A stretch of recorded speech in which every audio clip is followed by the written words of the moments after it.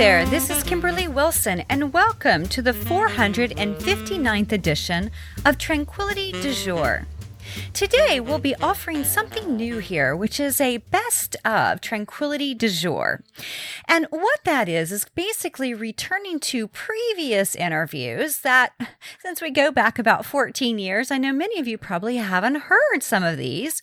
And since many podcast players will only go back 100 episodes, I wanted to dig in and share some of my absolute favorites. So today, you're going to be hearing from Sarah Susanka, who wrote the beautiful book, The Not So Big Life, that I read in 2010 and found it to really be profound. And this episode is episode 181 from April of 2010. So we'll be rebroadcasting a few of my favorites over the next many months or so. And the idea, again, is just to give you access to some of my absolute favorites that I think you too will enjoy. Now, before we hear from Sarah, I wanted to mention a few things that are going on. First of all, a huge thank you to those of you who joined for Sunday's TDJ Live. It was so much fun to be with you.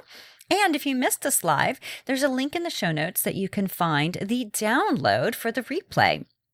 Also, there's a link in the show notes that will give you access to some of the beautiful photos that many of you took and shared using hashtag TDJ Live. Also, we have coming up on Friday night, the Tranquility du Jour virtual daybook launch. And so basically what this is we'll be gathering for an hour for anyone who has a new daybook. I'm going to be walking you through the components, talking about it, and it'll be a community-driven piece where also I'll be chatting productivity, always a good thing.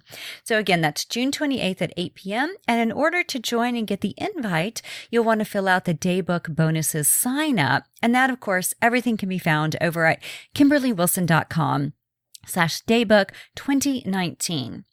Now, if you are in the market to escape to Tuscany, we would love to have you. There are 2 spots left, and that is in a couple of weeks, July 13th through the 20th.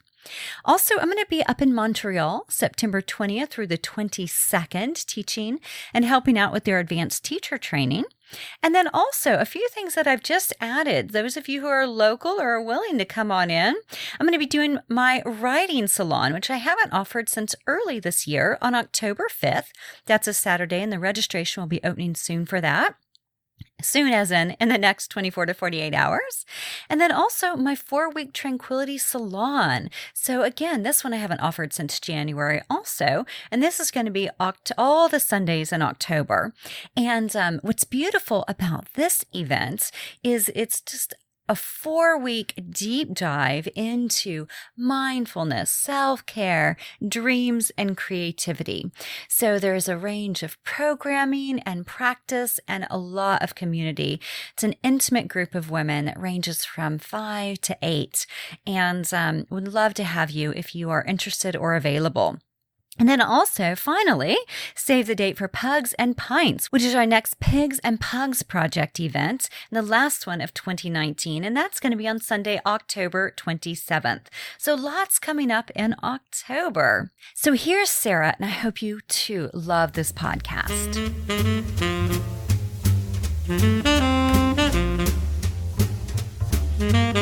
Moving on into our featured Tranquilista, Sarah Susanka is leading a movement to redefine the American home and lifestyle. A cultural visionary, Susanka is the author of 8 books that collectively weave together home and life design, revealing that a not-so-big attitude serves not only architectural aims, but life goals as well. Her books have sold well over 1 million copies and continue to rank highly on bestseller lists. Learn more about Sarah in the show notes.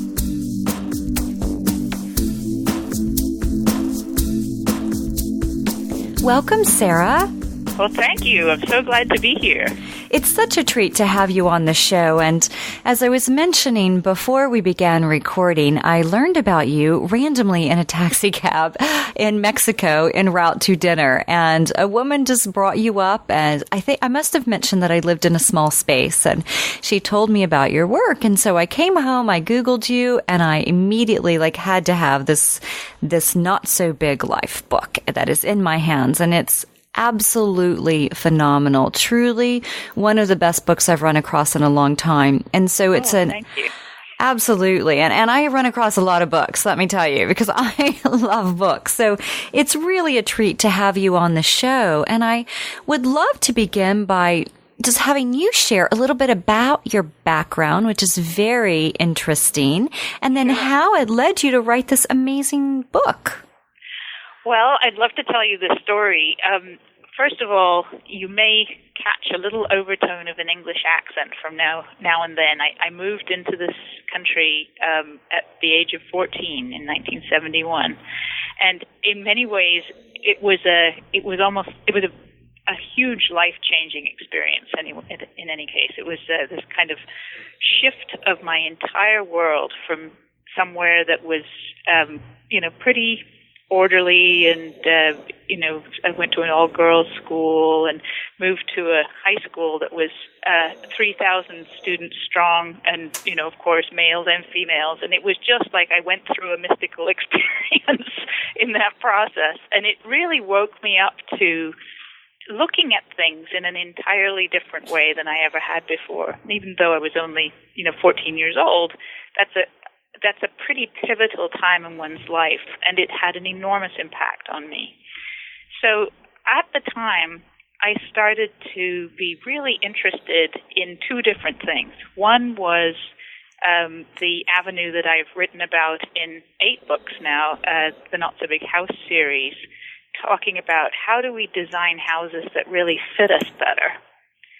And the other avenue was how do I understand myself better? Who the heck am I?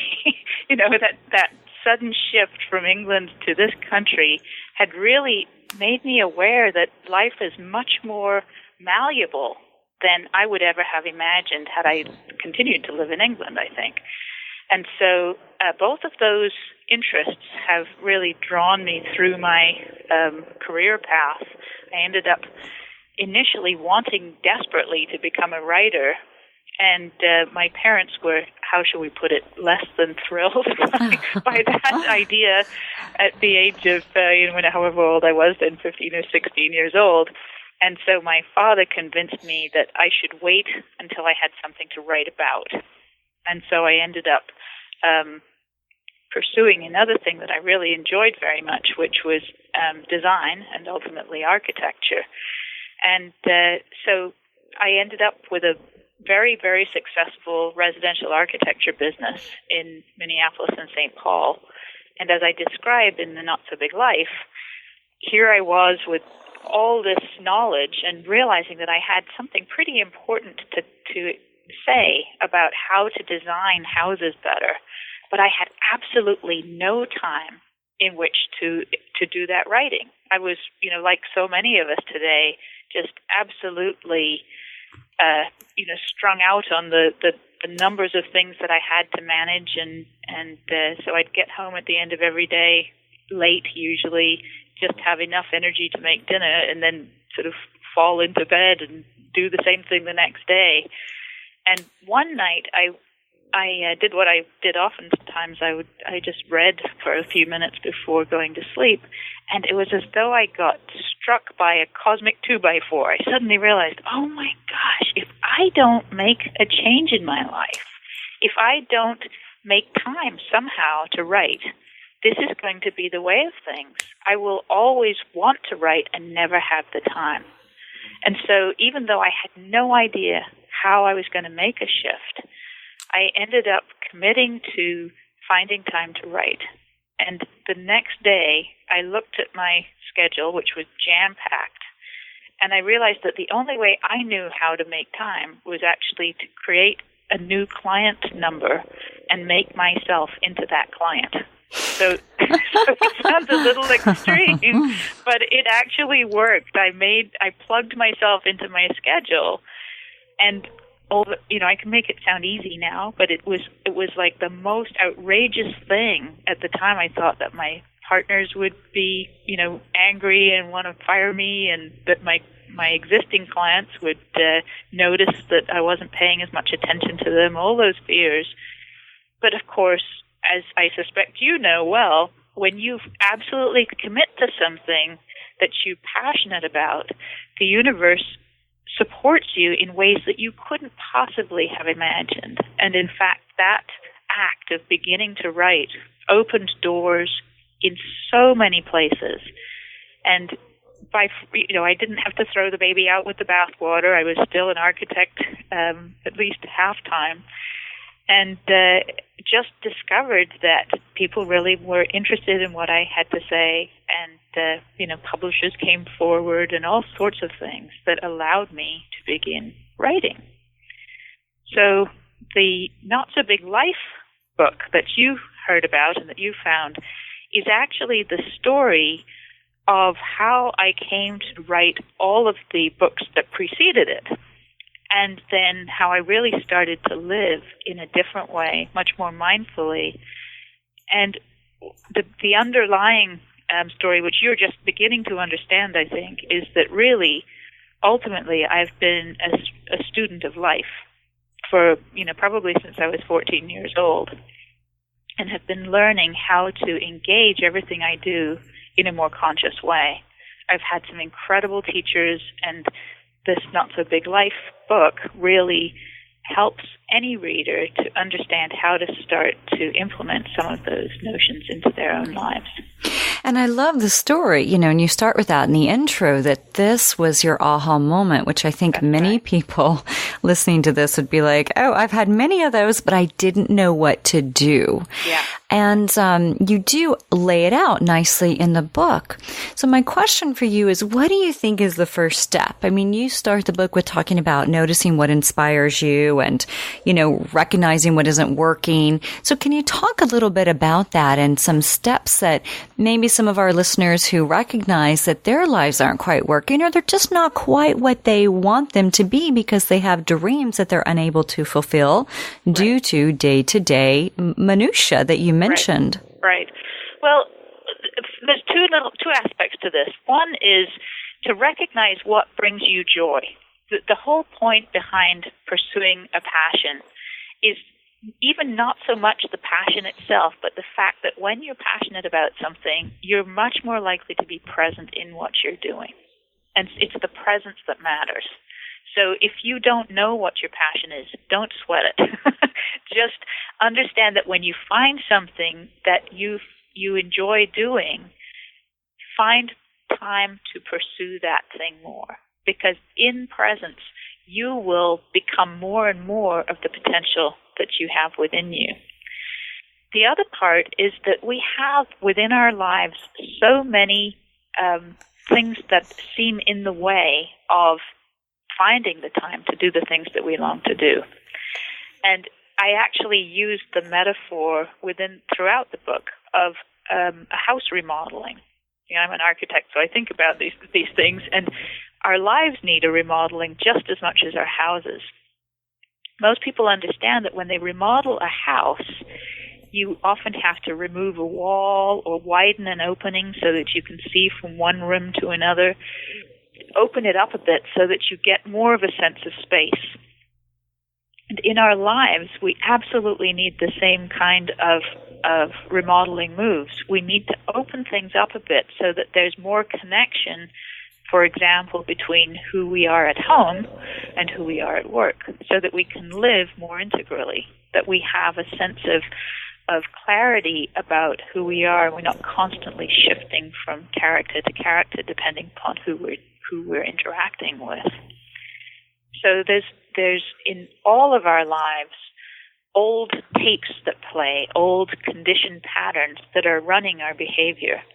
And maybe I can suggest to your listeners, stop for a second. You may even want to pause this and consider, what are the things in your everyday life that you always do because you've always done them, but they're in fact more of an obligation that you're just fulfilling rather than something that's actually necessary anymore. We've all got these old behavior patterns that are really creating a kind of prison that we don't even realize we're making. Nobody's asking you to do a lot of the things that you do automatically, and you believe you have to do them, But when you stop and really look at it, the only reason you have to do them is because you've always done them. And so it's a vicious cycle. I think you can feel the pattern, how locked down we get, and how frightening it is to consider doing something different because we've never done that before. But that's really the process of looking through your life and identifying things that are really holding you back and not allowing you to find the time that will give you the opportunity to explore. So foregoing obligations that you've never really questioned and really focusing on pursuing more of your passion. Right, that's right. And oftentimes, you can be supported by people who may even currently be offering to help, but you don't really believe them, or you tune them out, or you've never thought to ask. That when you're looking for someone to help out so that you do have more time, it could be a husband or a wife or a boyfriend, a girlfriend, a parent, somebody who's willing to help you with the numbers of things that you have on your plate so that you can find a little time for yourself. And how do you recommend we remove this clutter? So once we've acknowledged obligations or things that we find that are no longer working for us, how do we go about removing them? And you talk a lot about time in here, which is just so critical. I mean, I think everybody feels that they need more time, one more day. Right. So how do we find the time? Well, it's a process that sounds impossible, but in many ways, it just requires that you become an observer of your own behavior. I talk quite a bit about it's. In a way, it's psychological, but it's an incredibly important tool in seeing how you've created the idea of who you believe yourself to be. So, you might even want to write down on a piece of paper all the things that you believe you are supposed to be for others, for yourself, at work, at home, etc. And just take a look at all that list of really characteristics that you've attributed to yourself. And then just observe how you go about functioning in your everyday life to fulfill those various roles. So a lot of what I talk about in this book is becoming an observer of yourself. For many of your listeners, they may have had experience with virtual games. I just did an interview the other day on Second Life. So Second Life allows you to have an avatar, and then your avatar engages in that world of Second Life. Well, what I ask people to do is to see themselves in their own lives much like you would see an avatar in a virtual game. That this character is doing all these things, but you are much more than that character. And unfortunately, we've been trained so much from early childhood to believe that our bodies and our personalities are who we are, that we don't realize that we're vastly more than that. And every time we constrict ourselves down to this notion of who we believe we are, we end up not seeing the incredible potential in each moment. So part of becoming the observer of yourself is to see through how you have limited yourself. And just like we can see that in a virtual game or in a movie, we can see a character and we understand that's not us, even though we might identify with that person while we're watching the movie or while we're playing the virtual game. What I'm asking readers to do is to recognize that there's the character that you're playing in this, what I call waking dream, this life that we have, but we don't have to act the way that character always acts. And then we can start to experiment and try some new behaviors. If, for example, I talk about how I'm constantly too busy. It's a very classic characteristic of my personality that whenever I've got a lot to do, I start trying to do everything all at once. And so I'll find myself running around from room to room, starting things all over the place. Nowadays, as soon as I see that behavior pattern begin, I know to stop, to pause, and then to do one thing. Pick one thing. It doesn't matter which thing. And just start doing that and do it till the end. That way, I slow myself down. It's a lot like what you do with a toddler. You hold them, you tell them it's okay, but you ask them to slow down a little bit so that they can start to ground, start to center. And that's what most of us need to do with ourselves so that we can really participate in life more fully. So everybody has different patterns, and what I've tried to do in this book is give a few examples of different personality types, the kinds of issues that we deal with, and then teach you how to become that observer of yourself. And the point is not necessarily to stop the behavior. In fact, you really can't. To start with, you have to simply be able to watch it and recognize that that's not you. That's actually the tool by which you can start to change your behavior. But it changes because you've become more aware of it, not because you've said, I may not do that anymore. Well, I'll tell you, one of the most powerful pieces that I read from your book and early on, I just want to share with our listeners. I think this is amazing. So you talk about your creative time early in the morning. Right. And the importance of not task juggling and being fully present. And, that does mean so much to people. If you're with them and checking your phone to see if an email's come through, unless your grandmother's sick in the hospital, it's one of those things where you're like, does it really matter in this moment? Right. But you write here that I find that even one phone conversation or a quick glance at my email convinces me that there's something that needs attending to right away. Before I know it, a couple of hours have evaporated and the creative potential of the morning has disappeared. The trick is to recognize your conditioning and work around it. If I'm aware of an urgent issue, I try to deal with it right away. The allure of ball juggling is irresistible, but I don't know. But if I don't know about the apparent urgency, it turns out the matter will always wait until I do know about it. Okay, that sentence is worth the purchase of this book and much more in and of itself. Because it's so true. I mean, how many of us, including myself, I go straight to email in the morning. And then before you know it, you've missed your time for like a little tranquility and you have to dash out the door and you're frazzled and annoyed about the fires that need to be put out that are, pushing back the dreams that you had for the day. Exactly. It's amazing. It's insidious in today's world. We've got so many things barraging us with the need for our attention. And so, it's a lot like what I used to feel about television, that, if you've got the television on, your mind is automatically focused on whatever's on the TV. Now we have loads and loads more screens all bombarding us and asking us for our attention. And what ends up happening is that the things we really care about never get attended to because we are working with all the urgencies that are apparent in the moment. So this strategy of just not turning on the screens until after your creative time in the morning makes all the difference in the world, because now you have had the possibility of engaging the things that you really know you feel drawn to do that day, and then you deal with the other stuff as it comes afterwards. It's amazing what a difference it makes.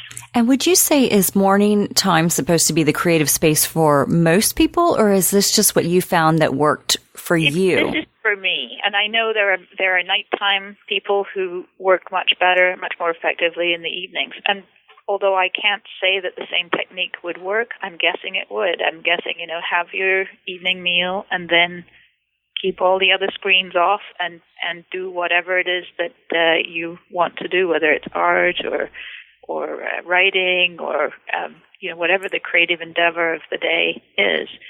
Allow yourself that time unencumbered by other obligations. And you definitely have a stream of mindfulness throughout this. I mean, clearly that is a huge piece. And from the beginning, I was like, she must meditate. But I don't think it came out initially. And then you get deeper into it. So tell me about how your journey to mindfulness has unfolded, because is that something that you've always had, or did you come to it at a point in your life where you really needed it? Well, there's a funny story behind this, actually. I used to meditate before I knew what meditation was. I in England, when I was a kid, I used to have the most horrible nightmares when I was a child. And I learned how to, when I now know what I was doing was become present so that the fears disappeared. And so I used that technique a lot as a child just to really be more there, more in the moment.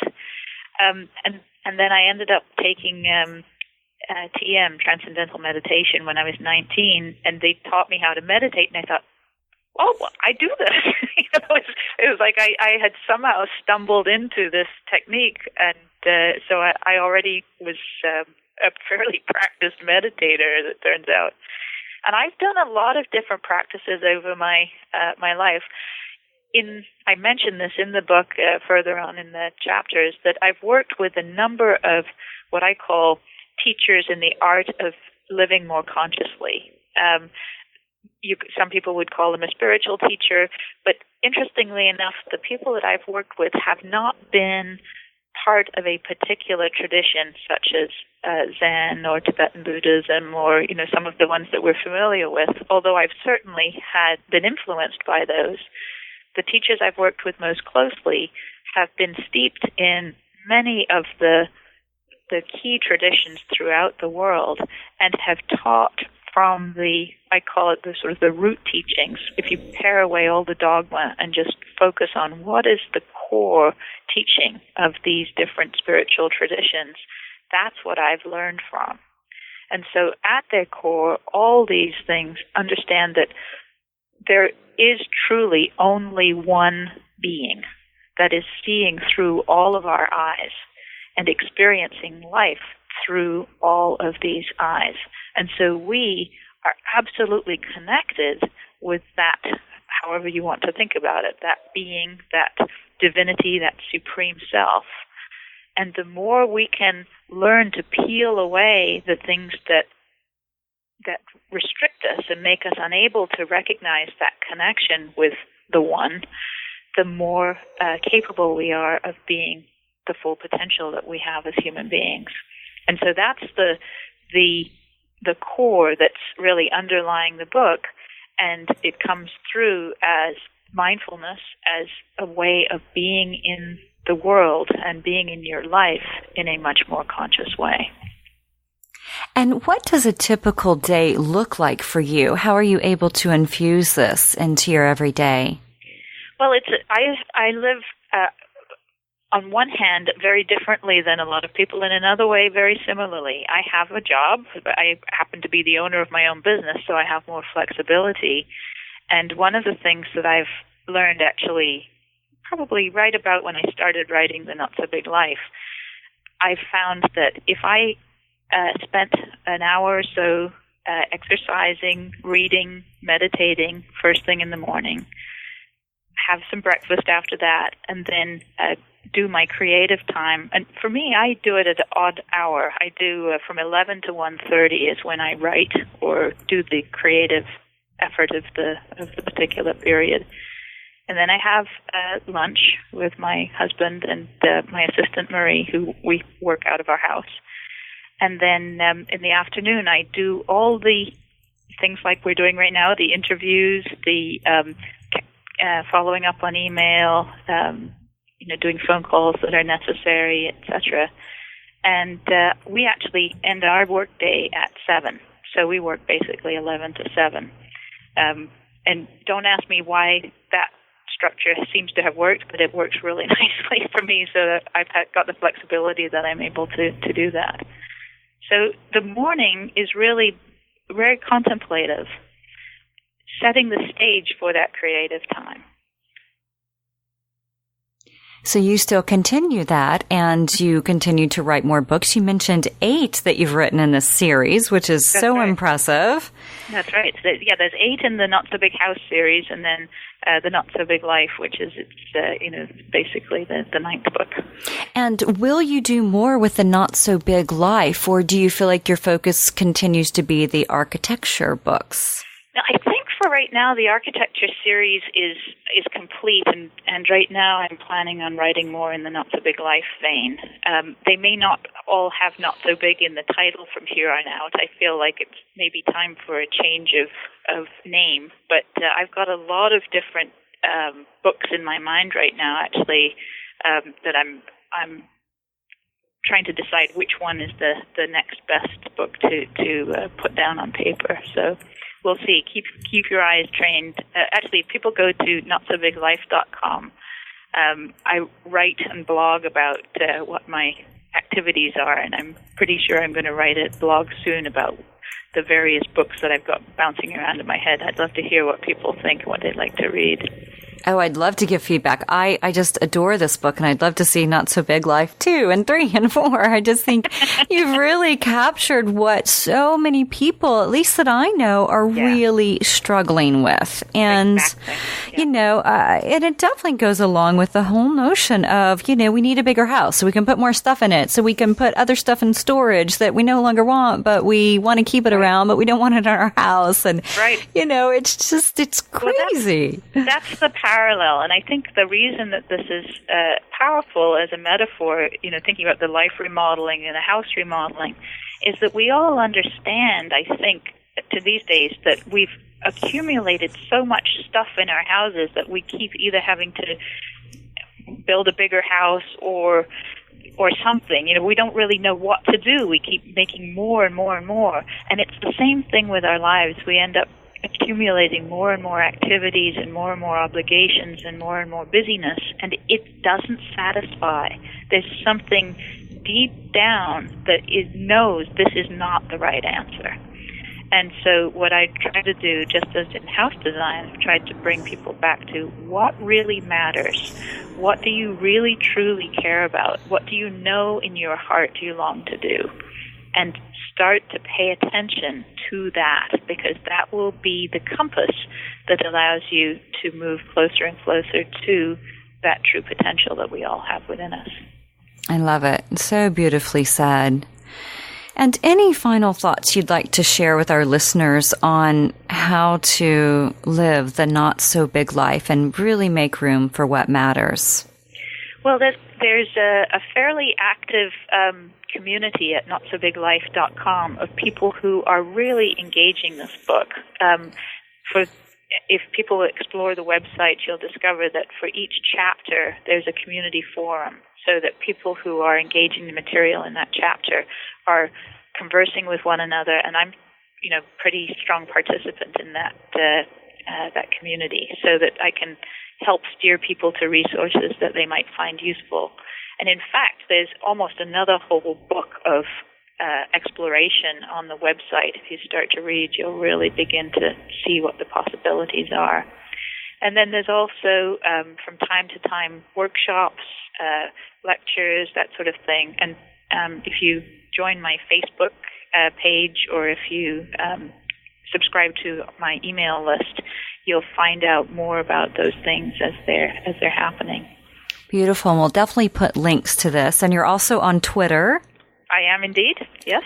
So all those good tools. Yeah, and we'll have links to all this in the show notes for our listeners. And again, keep up your great work. You really are making a difference. This book could not be more perfect. And I'm really glad. That's fantastic. Well, I hear from people all the time that it really has given them essentially a toolbox for their own life. And I think that a lot of people today know they need it, but they don't know where to find it, and all the self-help books only touch a tiny piece. And so my goal with this book was really to help give you your own owner's manual to your life. And you do. It's in the back, and it's great. Yeah. Now, you definitely go to the core, and so it's not just this kind of touchy-feely book. Right. It really goes deep, and it helps people really take away from their life what matters. And, so very well done. And thank you so much for your time today. You're very welcome. It was delightful to be here.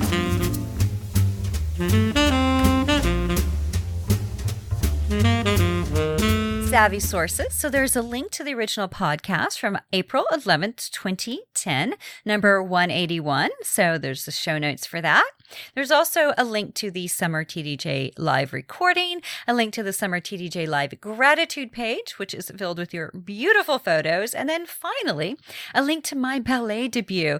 Over the weekend, I did a ballet boot camp. I'm finally able to walk somewhat normal again. And it was 8 hours over 2 days. And 2 of those hours we focused on learning 55 seconds, a 1 minute piece from Don Quixote, the ballet, Act 1. And so I have a link to the video because Sweet Tim was there in the front row and snapped this. So it's really sweet. And it was so much fun. I miss the joy of performing because, we don't really have ballet recitals as adults, and I think we should. In addition, you'll find links to The Year of Tranquility, which is the book that came out in January, and it comes with 5 bonuses. And I recently just did a post on really sharing the difference between that and the Daybook. There's also a link to the Daybook, a link to Instagram, Facebook, and YouTube. Also to Tranquility, my 6 books, e-courses, etc.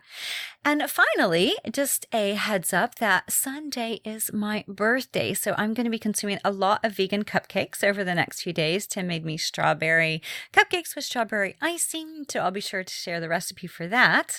They're amazing, vegan, of course. And then also, if you have a moment to pin a review of this podcast on iTunes or share via social media, I would so appreciate it. Or a review of any of my books on Amazon or Goodreads. Thank you so much for tuning in, and I wish you a wonderful, wonderful launch into July and the summer. Namaste.